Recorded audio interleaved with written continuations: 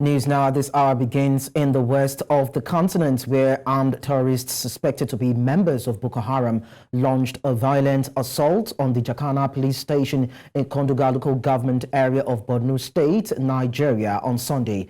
According to reports, the attackers killed the police driver and a female acquaintance. Earlier, we were joined on the news by our correspondent, Umar Kirawa. It was an unfortunate incident that happened yesterday night at around 1 to 2 a.m. in the morning, where insurgents suspected to be Boko Haram invaded Jakana Police Station in Jakana under Konduga local government area, leaving 2 persons dead as confirmed by intelligence report. However, I have someone who is very close to Jakana, who is staying in Mainok. It's an 11-kilometer ride from Mainok to Jakana, who will give us more information with regard to the incident because they were aware of the information. So, Brostalaki Andoro, okay, Mohammed Bulama, I Andoro Kudumi Kila Ao Zuna point Ao Jakana.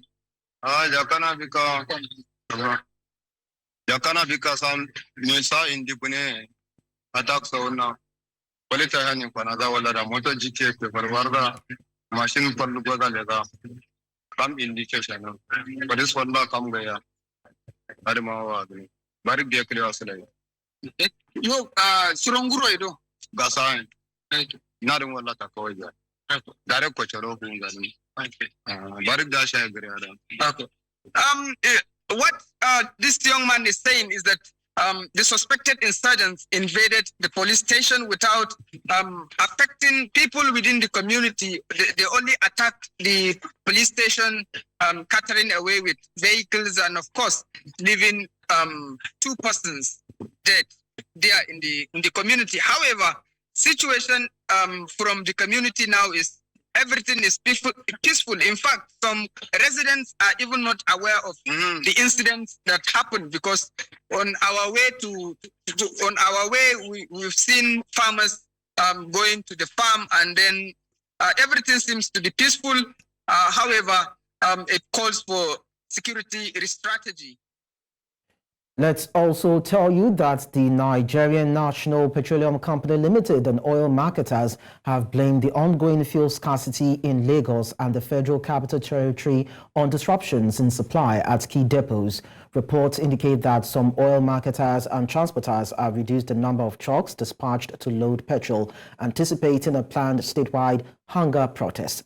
Some PMS dealers have instructed their drivers to park their trucks, particularly those transporting fuel from coastal depots to the south to the hinterlands in the north. According to oil marketers, this reduction in fuel distribution has contributed to the long queues at petrol stations in regions including Abuja, Nasarawa, Niger, Lagos and Ogun. The NNPCL stated that the fuel queues were also caused by hitches in the discharge operations of a couple of vessels. The company assured that it is working round the clock with all stakeholders to resolve the situation and restore normalcy in operations.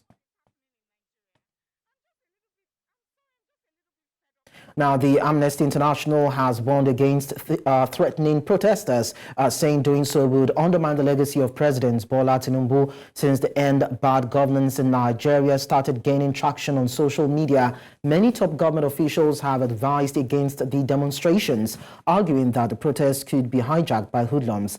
They urged the citizens to have faith in the current administration, noting that the president is committed to addressing the welfare and concerns of Nigerians. However, the chairman of Amnesty International in Nigeria, Awal Musa Rafsanjani, commended security agencies for democratically conducting themselves. Away from that, the network of Abuja left groups has reiterated its resolve to join aggrieved youth across the country to express their grievances against bad governance by taking to the streets of the nation from August 1. The group spoke to newsmen in Abuja, saying the current administration has mismanaged the economy and should be held responsible for the hardship being faced by citizens. Amadin Uyi reports. The group known as the Network of Abuja Left Groups, comprising human rights advocates, called from several civil society organizations across the country. The group, while speaking to newsmen in Abuja, expressed their displeasure at the state of the nation's economy and the current hardship being faced by citizens, accusing the current government. The economy of the nation has witnessed a sharp decline ever since the emergence of the Tinubu administration. A bad situation has been made worse. I will cite this statistic to buttress our point. In February this year, Nigeria's inflation reached 32% year-on-year. Food inflation is 38% in the same February of this year. Despite the rising cost of living, the minimum wage has remained stagnant, and the 70,000 naira currently agreed upon by the organized labor and the government is far lesser than 15% of the minimum wage cost of living for workers in Nigeria. At this point, it is clear that the background of the excruciating pain and economic misery caused by the anti-people policies of the APC Tinubu government is so gross, so extreme, that it is wicked for any government to call for patience or sacrifice from the people at this point in time. They say despite appeals for youths to shelve the planned protest, they will be coming out on the streets to exercise their fundamental rights on August the 1st. We are saying that if Nigeria is going to be a democracy, Nigerians, the government should be urging Nigerians to exercise their rights to be citizens of their country, which is their right to protest. The protest that is taking place on August 1, starting on August 1, every protester is a leader of that protest. And if they are asking that who are those that have mobilized for this protest, the simple answer is that it is the Tinubu government and the cronies of the government themselves who have mobilized for this protest through the economic hardship they've melted on Nigerians. Attempt to arrest or harass or intimidate protesters will not be accepted by us. The group is urging all citizens currently being affected by the economic situation in the country to disregard appeals by governments and come out en masse on the streets. They say it remains their fundamental rights as citizens, one they will not be taken lightly. In Abuja for News Central, I am Amadine Uyi.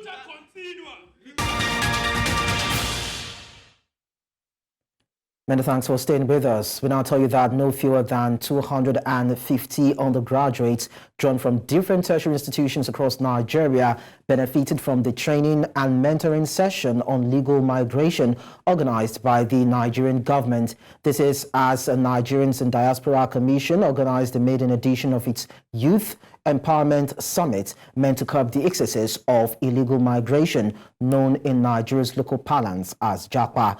News Central's Emmanuel Bagudu reports. It's the last day of Nigeria's National Diaspora Day celebrations, and the day focuses on the youths who have been identified as citizens most interested in migration. I want to stay back here, but it's hard. Let me just use the word hard. These youths are being trained and mentored on proper ways to migrate, or Japa, as it is popularly known in Nigeria. Theme is Japa phenomenon, so it's important to get them together and talk to them. This is about mentorship, and you could see it was very impactful. You know, where are opportunities? Where can they find opportunities? What can they do? What are the best options? So, in fact, we had 250 this year. We already said we're going to make it 500 next year. So we believe in unlocking the potential for youth and all of the promise here in Nigeria, and so we support this event for that reason, to motivate young people. The mentoring session was led by diasporans, many of them with a lot of success story to tell. Because there is no easy way out. If it was easy, everybody would do it, and I know our brothers and sisters can do it if they're patient and have faith. So how did I migrate? A company came in Nigeria, and I set up their cybersecurity function. Their group CEO came and said, look, what you did in Nigeria, can you help us do it at the group level? And so the company paid for me to move to Dubai. And so they relocated me and my entire family, and that was how I left. And then from Dubai, another country took me to the UK. So it was legal. What I did was I persevered. Even there was a time I was even like homeless for a moment. But later on, I got a job. I got 3 jobs. I started a small home improvement business. I started buying real estate. Now I own several real estate, right? And then because of looking back at what God has done for my life, I realized that the more I do for others, the more blessings. Participants were happy to give an overview of what they learned. Especially about Japa phenomenon, about what to go when someone tell you that you can go outside there, there's better opportunities there. Just like when Mr. Planner has said, you can go to the embassy for better and more information. Yeah. So my key takeaway is, irrespective of everything that we are going through in this country, Nigeria is still loved and Nigeria can still be a better place. Later in the day, it was time to honor Nigerians that have represented the country well while in the diaspora. And what I see that is missing in the youth of our nation is that they don't know how to ask the right people for help. You all didn't get to where you are without standing on someone's shoulder. Is there anyone here who is an achiever that did it all by themselves? You have to. I got help to be who I am today. They should know how to ask for help. Despite I asked her, I saw what she's doing, how can I help? Even before I went to Sierra Leone, she was the one who told the diaspora, the members there to come see me. And they made a request, which they didn't know the full story, which I did oblige them. And the hospital they requested for, he's here today as an award recipient. And the hospital, I just asked now, and he said it's doing well. So I pray that, I don't know whether it's completed yet, but I wish you all the very best. So recently, some of our girls returned home from Ghana, and she said if they could have a bus to convey them back home, it will be easier. They don't need to stay that long. And I think the award recipient from Ghana is here. So I made a phone call. I told her, I said, well, maybe I have to deplete our account from the Renewed Hope Initiative. We don't have as much money, but whatever we have, we use it to work. I don't know how much they sell a bus, a 27-seater Toyota bus right now, but I made a phone call to one of our Board of Trustee members and of Mr. Remy Makonjola of Calverton Helicopters, and he said he's going to make that donation to you. So they have a bus coming. So all it takes for us, even our young people, always ask for help. It was indeed a moment of joy for many in attendance from the diaspora. Many of them agree that it is right to return back home and give back to their society. In Abuja for News Central, I am Emmanuel Bagudu. And I'll tell you that local businesses in Baga town are facing severe challenges due to a shortage of lower denomination Naira notes. Vendors and small business owners report that the lack of 20, 50, 100 and 200 Naira notes is creating difficulties in daily transactions. News Central's Umar Kirawa, who traversed Baga and other Nigerian border towns on the shores of Lake Chad in Borno State, reports. A good news from Baga town and other communities in the shores of the Lake Chad is that the fear of attack by insurgents is becoming a whole chapter of history. The rural dwellers engage in their age-old farming and fishing for survival.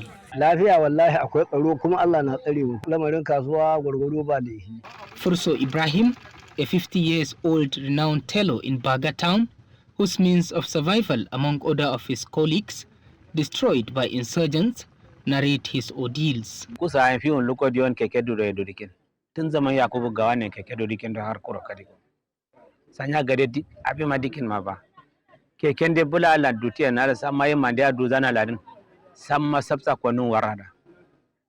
dada keke dudo nandian ba ande telare samma keke haya so keke na gaden leza haya ila goza sana so allan faida tiyan gunya kam keke mado keke ngum zai sur dindu bulalan me ogana nan ba. A husband to 2 and father to 14 children, Furso Ibrahim treks every day from Pompom Gajagaja to Masoyan Kifi to earn a means of survival depending on other people's sewing machine. Kuna da rimomin biyar kazi canji sinana ya andi azak sana canji sinana ndar mamba a yor yakayu mi anyoro yor ndikalakta e ba kaman zai nyoro karen zanjin ba nyerang nam candi mchoro kolumba. Shopkeepers and service providers argue that the absence of denominations such as 20, 50, 100 and 200 naira is hampering their ability to conduct transactions smoothly. Trade by barter is what some businessmen and women, as well as inhabitants of the communities, have to resort to. If you go to buy pure water now and you give 100 naira or a loaf of bread, they tell you it is 120 or 130. There is no two way about it. It's either you pay 150 or you leave the bread. And if you pay that 150, you know he did not earn that 30 naira. So that loaf of bread has been overvalued by 30 naira. This will also cause artificial inflationary pressure on the economy because of the 30 naira or 20 naira you sacrifice or you forgo. There are basic necessities in life that you cannot do without, and it means you have to be losing where you have the chance. You have to be losing. Baga or Lake Chad, as I said earlier, is a multi-billion-naira sector, and if these smaller denominations or fractions of money are expanded that way, you discover that hundreds of millions will be flowing. That is outside the scope, and as I said earlier, that will cause artificial or additional inflation. And the second thing is psychologically the smaller denominations will lose their value in the eyes and the minds of the people. Many businesses are unable to provide change, leading to customer dissatisfaction and a decrease in sales. This issue is compounding the difficulties faced by the communities after years of insurgency, which had already strained the local economy.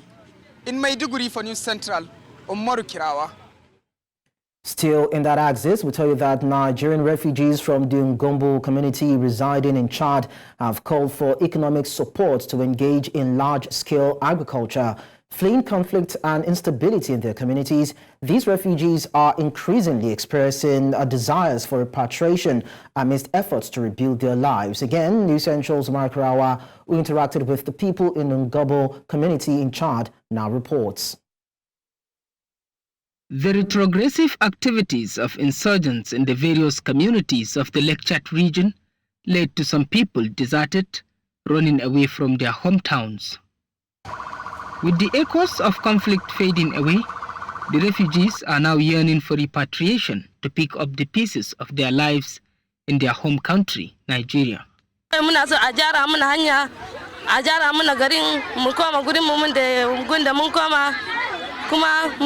jara muna ka muna abincin kayan komai kayan wannan muke so kama suro kan tawo ya kai yaran yam kani committee aka Nigeria da kwarnar da alhamdulillah kama farne bon ma bural lenimi sabura da kunumjiya cinna faran biyar mana kamla isi kajina aka do wani mi do kama askiran da fitar kwarnar yangenum tulima bural faran ne bunum duniya wayin secretary fandina alhamdulillah yanzu kata ko kalambot ko ingin baje kai hawa da ya ba sai ka je doro kai fakatan ka ko koma to yanzu hanya wannan ba magana ce ma kwata duk yanzu wannan hanya yanzu ya ce inda an bude mana hanya wannan to ba janjan hinwa ba janjan komi to a cikin gari wannan darin wanda yana da miliyan 30 yanzu ko miliyan 5 ma babu. The route previously closed due to security concerns and conflict is essential for trade and movement of goods and people between Chad, Nigeria and other countries in Lake Chad. Kusini ya ndero sodo. Pompom kama tala ya njisa ya naria. Bao. Leidoi. Nara. Baga. Leimbe. Nara baga leindiri mwanjina.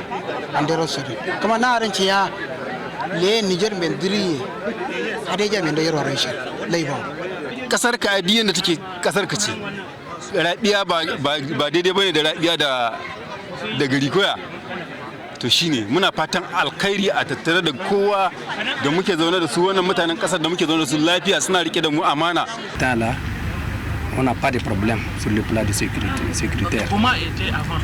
Avant, c'est de n'importe quoi. Donc,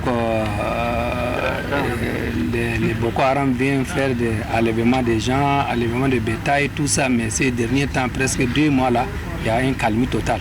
وهذا سبب نحن بذلنا كل جهودنا عشان نعمل لهم الأمن للمواطن وللاجئين.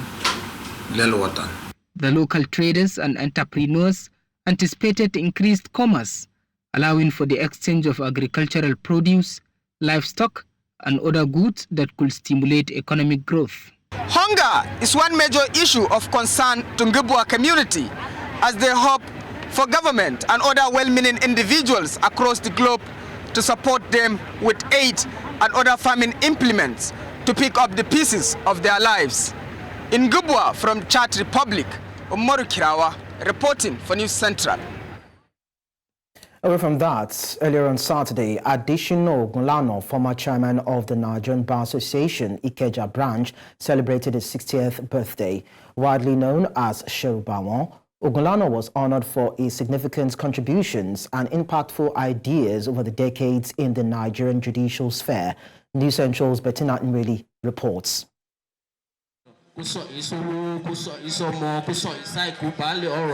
Adeshino Ogunlano, affectionately known as Sherubawon, has dedicated his life to transformative change and advocacy.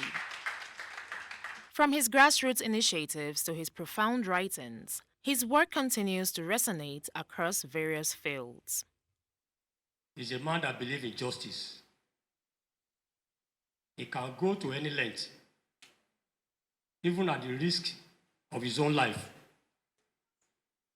to ensure that the right thing is done.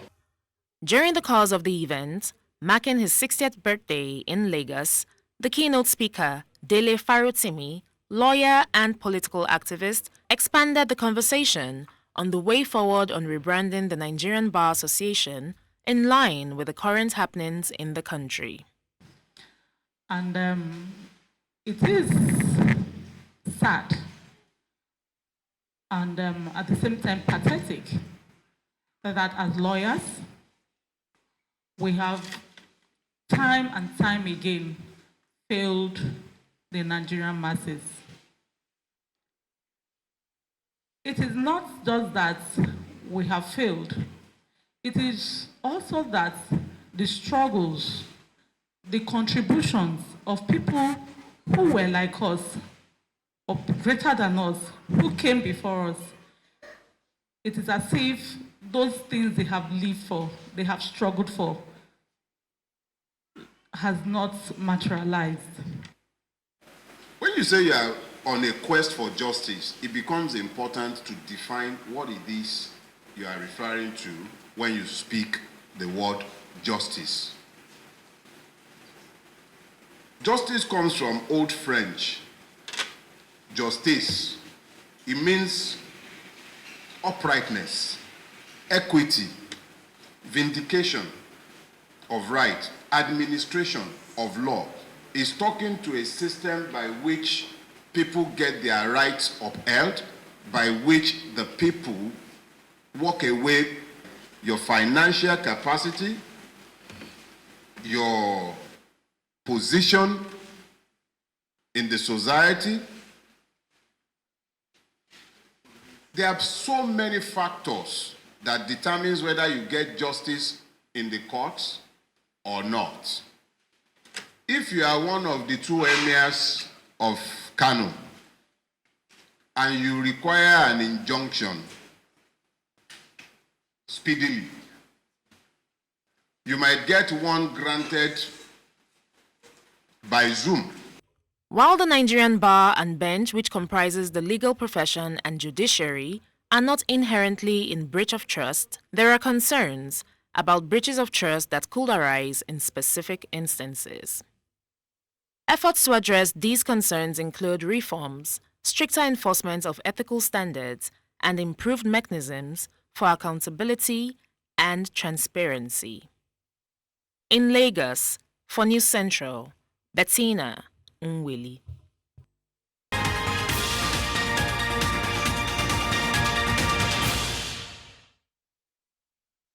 But I'll tell you that Ghana's main opposition party has launched its presidential campaign on Saturday, 5 months ahead of the December 7 vote, with a rally in its Tamale stronghold in the north. John Mahama, the country's former president and leader of the National Democratic Congress, together with vice presidential running mate Jane Nana Okpoko-Agyemang, addressed thousands of supporters. Criticizing the government's handling of the economy, Mahama promised to eradicate corruption and said his first priority is going to be job creation for the teeming youth in the country.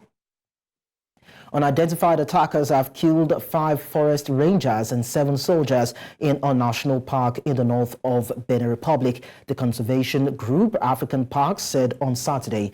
In a statement, the attack happened not far from the Mikru River, and African Parks has made arrangements to identify the bodies of its personnel and to inform the rangers' families, for whom it will provide support at this tragic time. However, Benin's army has not yet responded.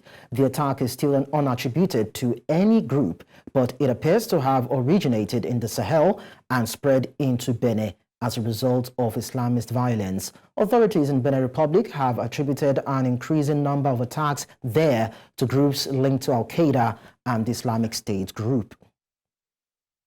At least 19 people have drowned when their boat sank in a river in Ethiopia's northern Amara region, the region's official media said on Sunday. The Amara Media Corporation added that 7 people, including a child, were saved in difficult circumstances.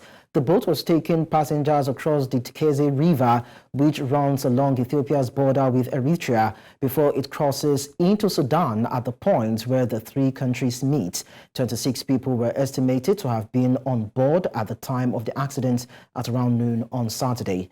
The Amara Media Corporation said only 2 bodies had been recovered, adding that those rescued had been taken to nearby hospitals.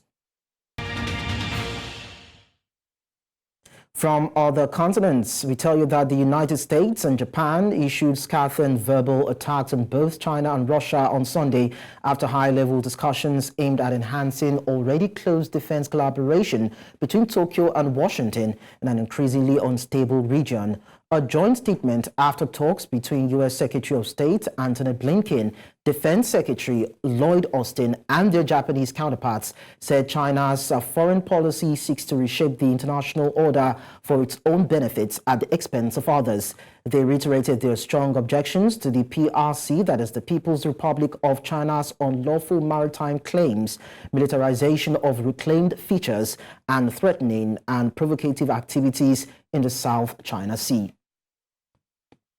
安全保障関係が一層厳しさを増す中で、朝鮮半島、インド太平洋、そしてこれを超えた地域の平和と安定にとって日米の3カ国の連携が期待できる。And now we're poised to sign a new trilateral framework that will help ensure our strong military relationship endures. These are unprecedented steps for our trilateral security partnership. And I'm proud of the path that we're paving together. Iran's Supreme Leader Ayatollah Ali Khamenei has given his official endorsement of reformist Masoud Pezeshkian as the Islamic Republic's 9th president, following snap elections that had concluded earlier this month. The new president is due to be sworn in before Parliament on Tuesday. The endorsement ceremony was held in the capital, Tehran, in the presence of senior Iranian officials and foreign diplomats, and broadcasts on TV station. Pezeshkian won a runoff election on July 5 against the ultra-conservative Saeed Jalili to replace President Ibrahim Raisi, who died in a helicopter crash in May. The 69-year-old reformist secured more than 16 million votes, or about 54% of the roughly 30 million ballots cast. رأی آنان به شخصیت فرزانه و صادق و مردمی و دانشمند جناب آقای دکتر مسعود پزشکیان را تنفیذ و ایشان را به ریاست جمهوری اسلامی ایران منصوب می‌کنم.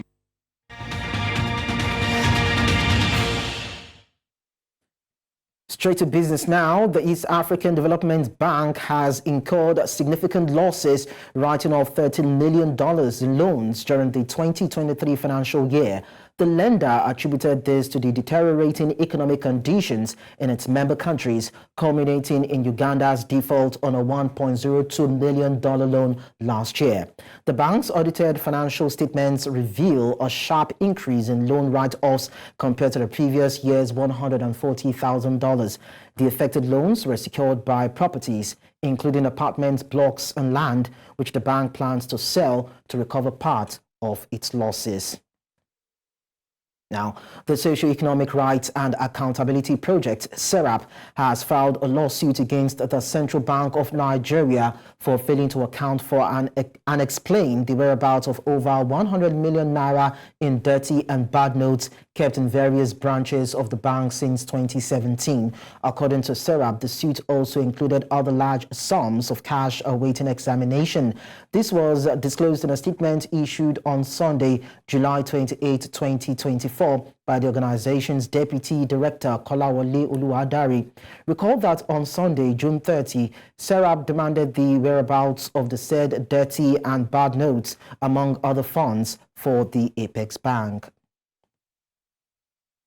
We also tell you that the Central Bank of Nigeria has announced plans to establish a dedicated office for managing dormant accounts and unclaimed balances. This is contained in its latest document, Frequently Asked Questions, Guidelines on Dormant Accounts and Unclaimed Balances, July 25, 2024. This, it says, is aimed at enhancing transparency and efficiency in handling dormant accounts.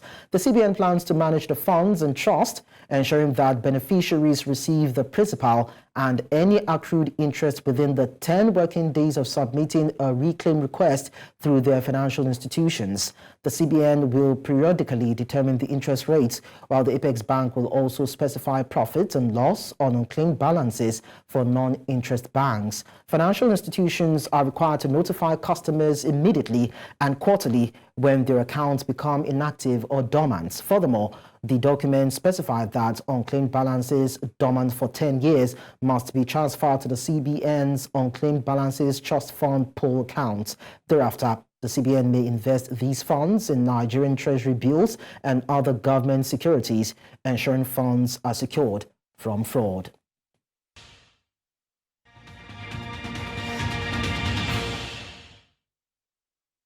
We now tell you that Nigeria's hopes in the men's 92-kilogram boxing category at the Paris 2024 Olympics came to an end as Olaitan Laure was defeated by Kazakhstan's Oralbey Aybek. Aybek secured a decisive victory, winning the bout by 5-0 win on points. The match saw Aybek dominate all 3 rounds, with all 5 judges ruling in his favor for each round. The final scores reflected Aybek's control over the bout, with a comprehensive 30-26 points overall against Olaore. This loss marks the end of Nigeria's campaign in the boxing event at the Paris 2024 Olympics, as Olaore was the last Nigerian boxer standing in the competition. Despite the setback, Olaore's efforts and determination have been commendable, representing Nigeria on the world stage with pride and resilience.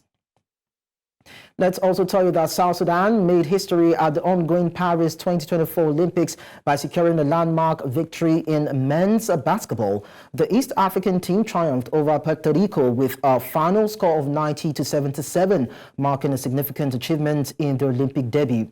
This victory is a historic moment as South Sudan becomes the first African nation to win a basketball game at the Olympics in their inaugural appearance. The team's outstanding performance and cohesive gameplay were evident as they outplayed Puerto Rico throughout the match, showcasing their talent and determination on the global stage. The win is not only a testament to the skill and hard work of the South Sudanese players and coaching staff, but also a source of immense pride and inspiration for their country.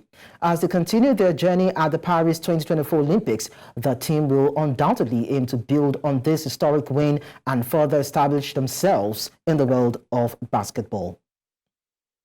We also tell you that Novak Djokovic has called for a rule change in Olympic tennis after cruising to an opening win over double specialist Matthew Ebden that he believes was not a good image for the sport.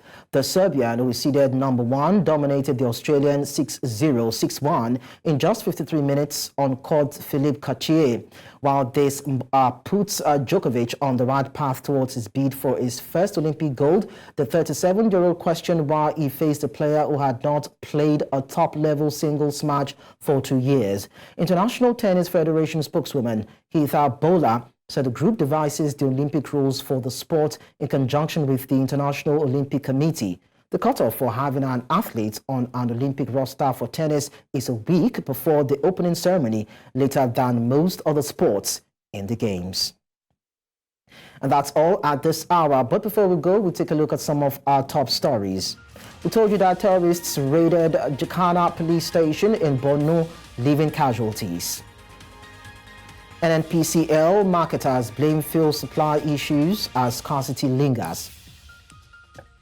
Finally, we told you that 5 rangers, 7 soldiers were killed in Benin National Park. Don't forget to send your eyewitness report to the WhatsApp number and email on your screen.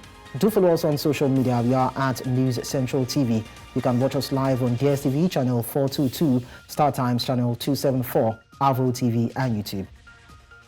Many thanks for watching. I am Likon Onobanjo.